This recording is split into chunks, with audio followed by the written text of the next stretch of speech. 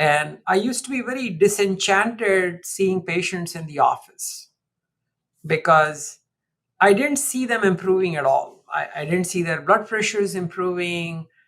I saw them becoming more obese, more diabetic.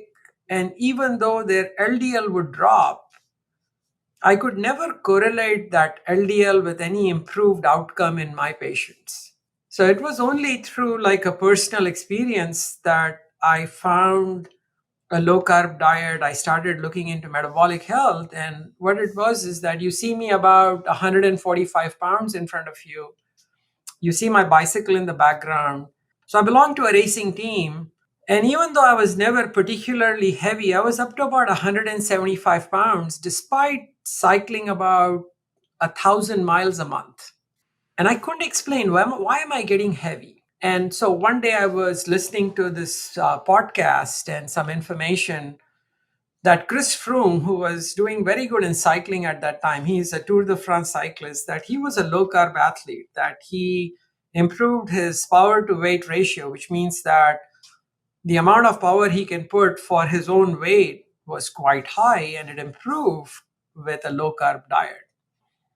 So I said, let me try this. And within a few months, I was down to 160 pounds. But since then, I've come down to 145 with further fine tuning as I learn more. But I said, if this is so easy in me, why am I not trying it in my patients? And so I've pulled myself away from the cath lab. I've hired a couple of colleagues who do my procedures. And I spend the bulk of my time counseling patients. And it's a learning experience. I learn every day. When a patient listens to my advice and he loses weight, his blood pressure gets better, his sugars get better, he comes off diabetic medications, he comes off blood pressure medications, he feels better.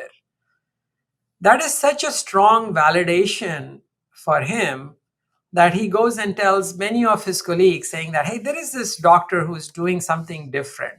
So being relevant, being somebody who can actually improve somebody's health is such an important aspect.